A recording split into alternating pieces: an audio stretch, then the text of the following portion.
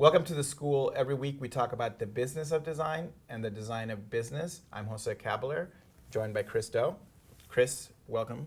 Thanks, Jose.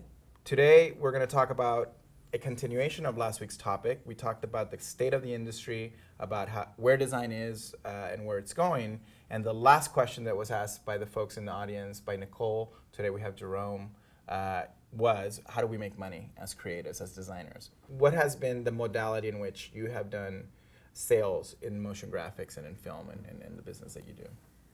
Well, in motion graphics, the business model of how you get sales is pretty well defined already, because we're not coming in out of the vacuum here. We're emulating the production company model.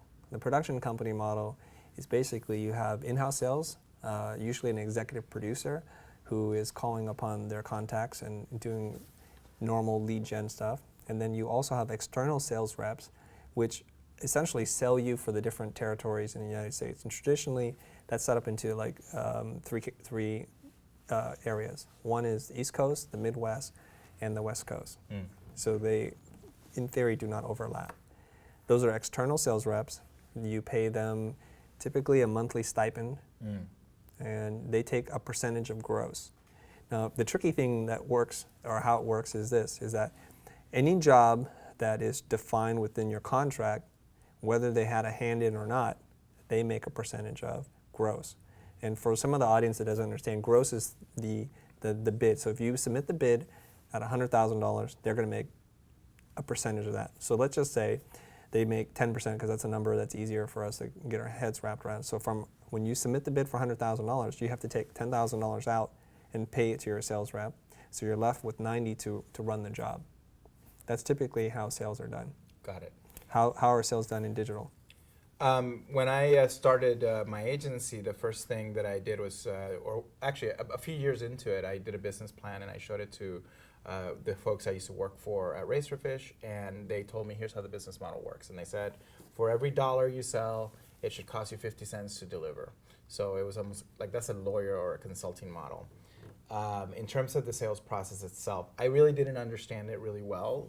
I was a designer, so ultimately I was selling my design services and my design style and my design creativity and saying, ta-da, look at how awesome I am, and kind of being able to build your site. But really quickly I realized that what people were really needing was how to define what it is that they needed to do online in order to make their businesses or their organization successful. And I realized that I wasn't selling websites, I was selling success. Before you get to that, how are you generating the leads? The lead. And okay. You know, because I was talking about using reps and working with reps. They generate the They leads generate for the you. lead. Yeah. So once a new job comes up, they're going to connect our client, the agency, with our internal person who's going to do the bid. Then our sales process, in that regard, we start building out the proposal or the bid or something like that. What's that step like? Because do you guys have sales reps? No. External? No. So it's internal sales that's generating a lead. Yes. So can you talk a little bit about that?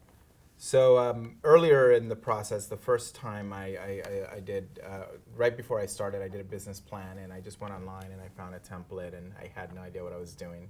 I had somebody help me write it, you know, somebody I used to work with. I had a business partner. I had a few people that helped do it. This first business plan, we didn't know what to put in marketing for lead generation. So, and lead gen, for those of you who might be asking, like, what does the term lead gen means? Lead generation means a potential customer, that's it. A lead is a potential customer. In it, intuitively, we put education, doing great work. You do great work, people will hire you again, and community involvement. So I'll just point out two examples at a personal experience level that show you how that worked. On the education side, I taught at Art Center in the day program, and my business partner taught in the night program. In the night program, it was more for professionals that couldn't come to school, and they came at night. So the marketing director of a company here in Southern California took our class, and she loved it. Because the curriculum was developed by the agency we both worked at previously, we borrowed it, and we reformatted it a bit and used it together. And anyhow, the person who took that class called and said, I'd like your help. So we did a consulting agreement, $125 an hour. My business partner and I would show up every Thursday, and we would sit with her for a couple hours and figure out what her challenges were. And then, oh, you need a typeface, you need an identity system. Oh, okay. And then we would go do that, give her a bid. It's $18,000 for a custom typeface. That's actually exactly how much we charge. It's $20,000 for all your brochures. And that's what we did. So it sounds to me like when you were starting out, there were two things that you did there. What I heard was you need to be at a place where potential clients are going to be. And it turned out teaching at night was the place for you guys. You were providing value too. Right. Was that designed that way, or was it by chance that happened? And the second part to it was establishing yourself as an expert. So you need to have the audience, the right audience, the person who can afford your services, who is looking for you actually. And the second part is, are you establishing yourself as an expert? Because if you don't have one of the two, it's not going to work out. So if you teach a class and that potential customer is listening to you and doesn't connect with what you're saying, or you don't seem like you're the person that they want to work with, then it doesn't matter who you're talking in front of, right? That's right. You hit it on the nail. Being an expert and being in front of people is two things. And here's what's funny. Sales in general is really personality driven. I'm super obnoxious and, outgoing, and I'm out there and I'm talking to people. So I was doing that already naturally. A friend pushed me to become a member of the alumni council at Art Center. And I love social involvement and, running things and doing that kind of stuff. So I did it. And guess what? They needed help defining their communication strategy. I became the head of the communications, chair of the communications committee. And we went to the president's office, to the president's house, and I did the brand attributes exercise that and we defined it, and then we did some of the members, and holy shit, they were like, he took me aside later, said, you're really good, this is really good. My wife needs help. And his wife happens to have a company here in LA that's been around for a long time in the creative community, and that became a client. I just want to jump in there. In case you're tuning in and you haven't seen previous episodes of the school, when you say obnoxious, that's kind of sending a different idea in most people's head. What you're really saying, what are you really saying when you say obnoxious? I'm saying outgoing, talkative, social, liking to hang out with people. Pretty much the antithesis of most graphic designers. Some. Don't you think? I know obnoxious people. You do? There's okay. Few. I think somewhere a while back when somebody was telling me about Art Center, like some staggering percentage was introverted. Yes, that is correct. Because we tend to gravitate towards that. I would describe myself as part of that group. Yes, you are. Introverted. I'm not comfortable in front of the camera. I'm not comfortable in large groups. Yeah. I do not like public speaking. Right. Now you, ever since I've known you, have been the exact opposite of that. And so Yes. you can use that personality. So what do you think a person like myself needs to do? And I agree with you. Sales, for people like us, a lot of it is personality driven. Yeah. So can you speak to that 90% versus that 10%? Because people don't have that. That's a really good question. And here's I'll answer it with the opposite answer, which is weird. And here's what it is. So for me then, it means that I need the opposite of who I am in order to, I can talk about it, I can do this, but then somebody's got to do the proposal and do the work. The follow through. The follow through, right? Right. So I had to find somebody who was the opposite of me, and I did, you gravitate naturally. One of the things that I'm comfortable with is hanging out with people and interacting with and engaging and having relationships with people that are outside of my own personality and my comfort zone. A lot of designers, you go to a design party and everybody's sitting around holding their PBR. Wallflowers. Hey, man. And then you can't have that be your business partner because then you're pretty effed, right? You need to find somebody like me and you need to hang out and then you need to share your expertise on maybe a camera or maybe on a show. So if you're an extrovert, if you're social or in your words obnoxious, and you have access to a school where you can speak to a captive audience, that's a great way to do it. Is there the introverted ways of the introvert's way of doing lead generation? Now, I want to couch it also you got to answer that in a minute because we want to move on. Right? I've seen it done by people who they write books, they write blog posts, and they're not the most obnoxious people. And you know what? They force themselves to go speak at a conference. There's just pushing past an envelope of your own comfort zone, but the person is still intrinsically an introvert, so they're going to go about it in a slightly different way. You don't have to be obnoxious to speak in public. You can be. You can have somebody moderate it and somebody ask you questions. So the takeaway for me, having heard you said that, is you need to establish to some audience out there that you're an expert. So if you're not comfortable with public speaking, you can write. If you're not great at writing, you're going to have to force yourself to get into either writing or public speaking, because you have to share yourself. You have to put yourself out to that world, right? Otherwise, you're the world's best kept secret. You are. And your Right. clients are the best source of referrals. So if you did a good job, ask for the referral.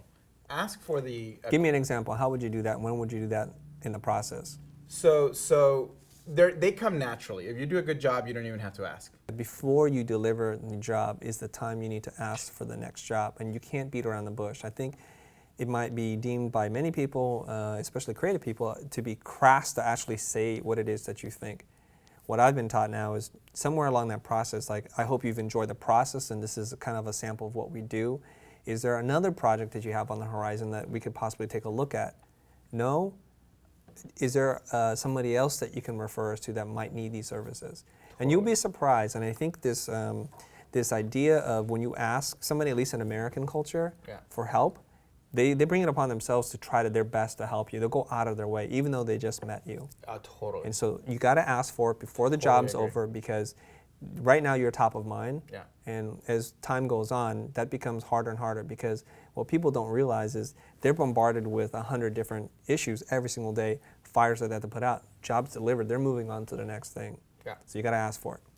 Don't be afraid to ask. Before we even talk about pricing, I wanted to talk about business model. What a business model, and a business model is not an Italian Vogue model. And a business model is the mechanics of how value gets exchanged. There's services as a model. You get paid for your time or for a project. There is product as a model, where you sell a video for a few $100, $2, $5, whatever the price is. There's advertising as a business model, making money from advertising. So that's business models. I want to make sure that you say everything in a way that it's really easy for that kid in the Midwest who's going to community college, who's looking to market digital services himself. Let's just break it down in simpler parts, okay? So let's talk about the freelancing and the working, that model. Like, how do you charge?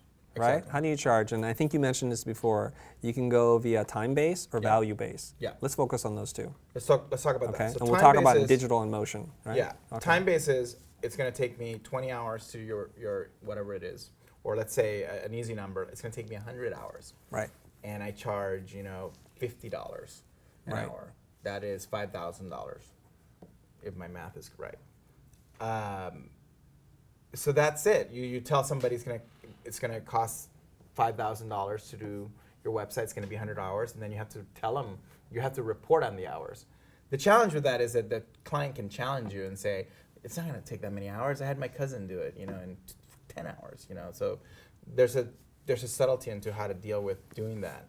Value-based is what most people push towards, which is, we're worth this much. If you're in the service business, there's a couple of ways to price, right?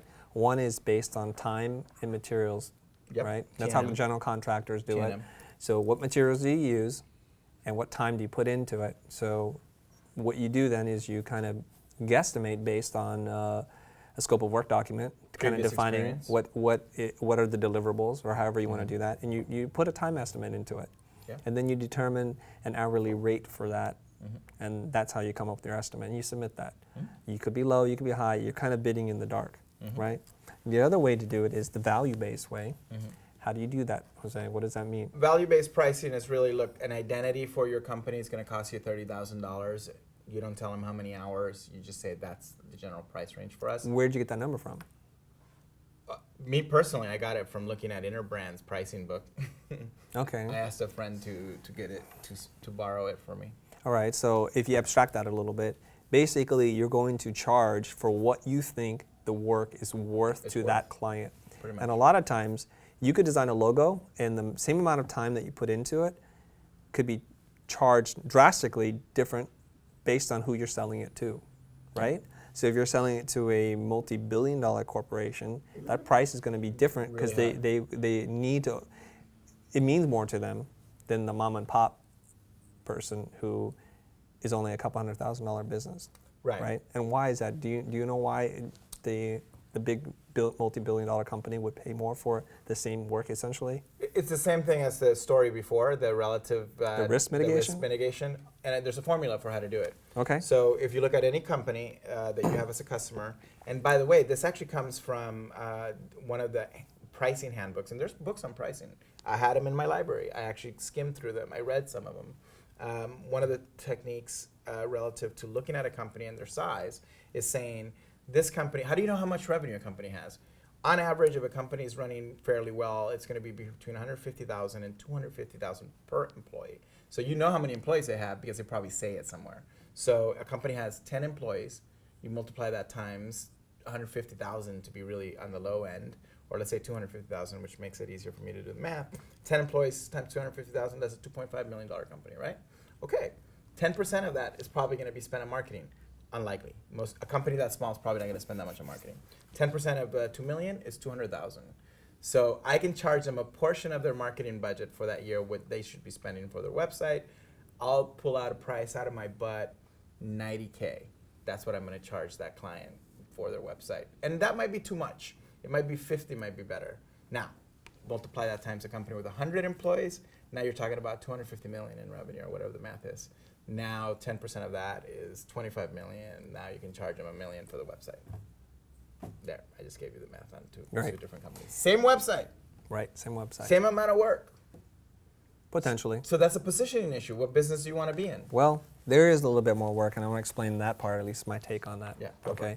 So a company, the bigger the company, the more their identity or the website is going to touch. It's going to touch more people. So we're talking about touch points, right? Yeah. In the old days when people would print, let's say for example you run an airline. So when you design an identity for them, a logo, it's going to go on the airplanes. Everything's going to be repainted, new things. So they're spending millions of dollars in reprinting that thing.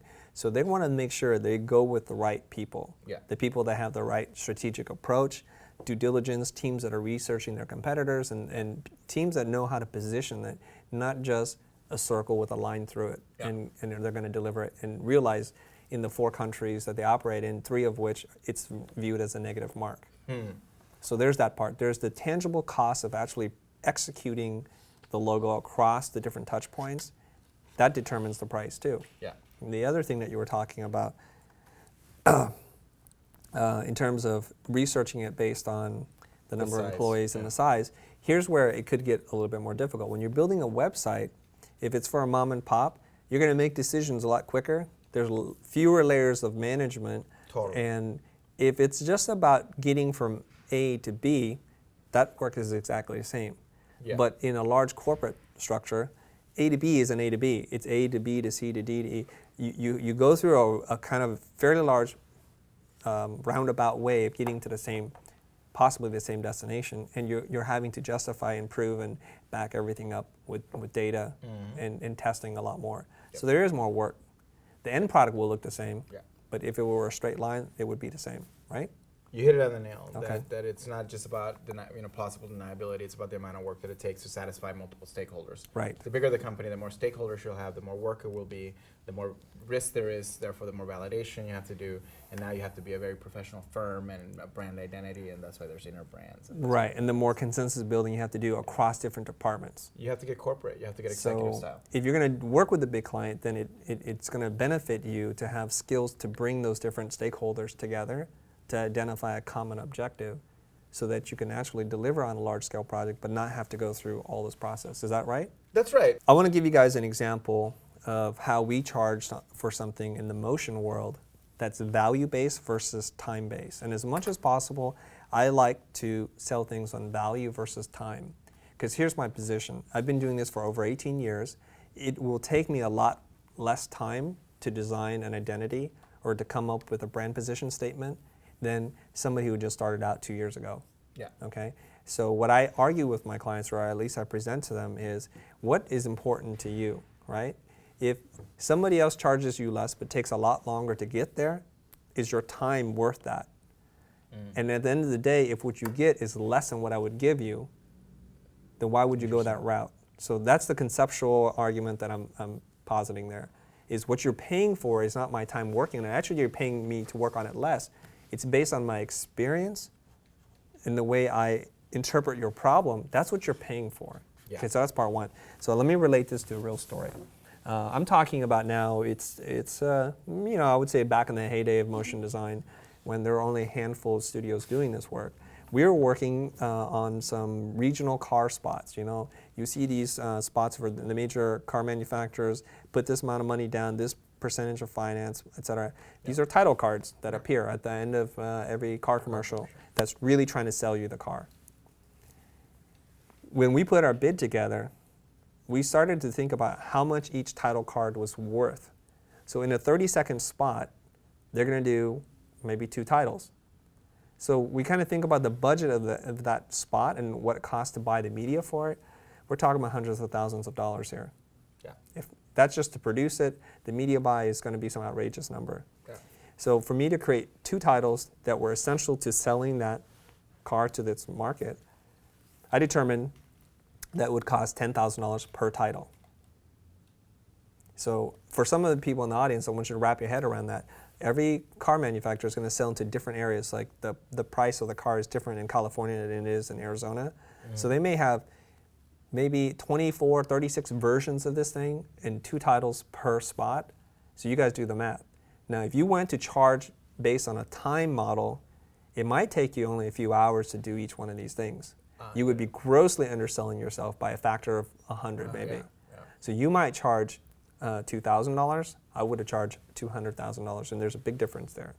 So to me, the challenge as a business person, and we're talking about the design of business, the business of design, is to try to charge as much as the client can afford while keeping it ethical. Yeah. Right? That's the goal here. That's It's the not goal. about trying to sell it for as low as possible, because Yeah. you can't build a business that way.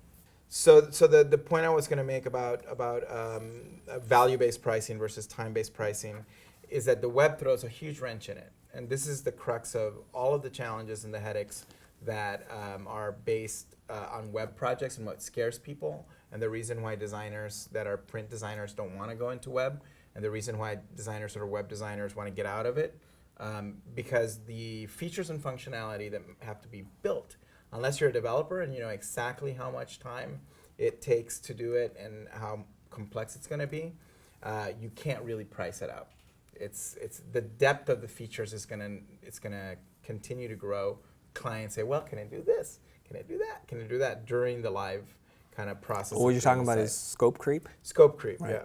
So Okay. the challenge with scope creep is that it's nearly impossible to price a project accurately. You know you're going to be off by a factor higher than 10% on any given project if you guess the price or you give an estimate before you really figure out the client's problems.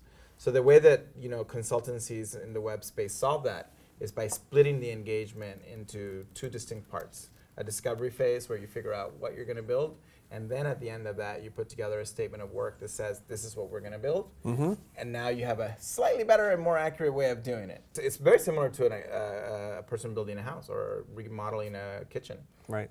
Let me come in and give you a free estimate. We can't do a free discovery because it takes 3 to 4 weeks. And I'm talking about a fairly robust project, not like your aunt's Okay. macrame website. I'm glad you said that, because I may have had a different impression or interpretation of what discovery meant. So we're not talking about design. You Are could. we?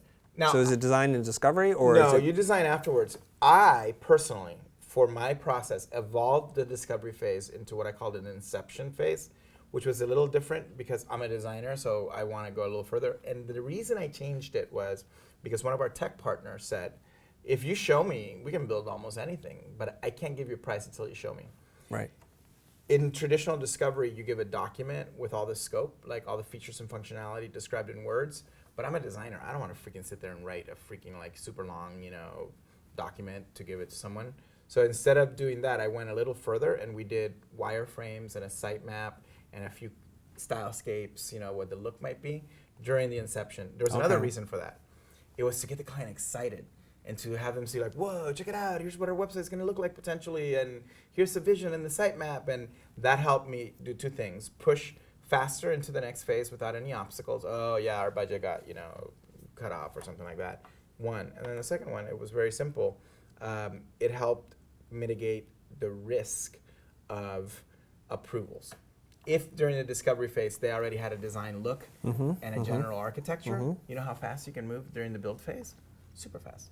The quick recap here is there's 2 phases typically in the way you can break this apart, and it makes a lot of sense for everybody. One is to do discovery and then build, right? Okay. What you like to do is you created a hybrid thing, which is called inception, and it basically isn't pure discovery because you're delving into design, wireframes, and things of that nature. It's like prototyping. It's prototyping, really rapid prototyping. Yeah. So that's one way to do it. I personally prefer to keep the design out of it, and I'll tell you why. Because design can work for you, Or against. Yeah. it can work against you. Oh, yeah. So I like it to look at it like strategically, this is what we want, this is how we use it, the flow makes sense to everybody, and then we'll get into look, feel later. So maybe there's a third phase where it's discovery, design, and purely the building part where Yeah, you can it's do like that. we can send that out. And I want to share one story and we got to wrap up because I think we're over time here. This sounds a lot like what you would do if you're building a house or a building, and I've had some experience in doing that, in having multiple studios. The architect will design you something, figure out where everything is laid out, the bathroom's next to the office and the kitchen isn't near the bathroom, those kinds of things. And with a very detailed set of plans, you can go and get a bid from a contractor. If you think about it, to ask somebody to build an estimate based on no design, that's crazy. And sometimes, or it's like, build me a house that's modern. There's a lot of parts that go into that you can underestimate and then go out of business that way. And a lot of people in our industry, in Happens terms all of the time. visual effects, they go out of business for that very reason. Yep. Because you cannot accurately estimate this stuff. Plus, there's the director's prerogative, which is, it's approved when I say it is, which gets you into massive, overtime, all these kinds of things that you can't bill it back for. Okay, so if you have the plans, now you can get an accurate bid for the construction part of it. Now let's say then it doesn't fit within your client's budget. That's a problem, and that's what your clients are reacting to. So in architects and contractors, they have a third person who comes in, possibly, or a process called value engineering. It's the same framework, but instead of doing the gold-plated walls, it's just standard sheetrock. So you're going to get the bones of it. It's still going to function the same way, just some of the finishes. And we know when you go to remodel a house, it's a 10 factor. You can buy a fixture that's $10, $100, $1,000, or $10,000, or $100,000. They all do the same job. One's made out of crystal. The other one is, made in China, cast out of whatever. So, okay, we need to wrap up here. One thing I wanted to say about please. that is the perfect metaphor for digital, and the value engineer is your engineer, the person who's going to build it. Have them assess what the client needs functionally and tell you here's the cheapest way to build it and here's the most expensive way to build it. Right. And you make a few changes, it shaves thousands of dollars or thousands of hours off development. And that means you have to collaborate, though, and that means that you have to be willing to sit down and plan all this stuff out. Great. So. And they probably want to have a stake at the table and kind of talk about it so they're not just given something to build. That's right? 100% always the case. The Right. mistake that design firms always make is that they design it and they go, here, we want to build this, so give us a quote. Right. And they never involve the partner or whoever's going to develop Right. it. To wrap up, thank you so much, Nicole. Make sure that you guys subscribe. Little thing right here, we'll put it right there. Our Twitters are below, and links for you guys on some of these topics. Let us know what you think. Comments, tweets, whatever it is. Tell us how we're doing with the show and what topics you would like. We'll see you guys next week.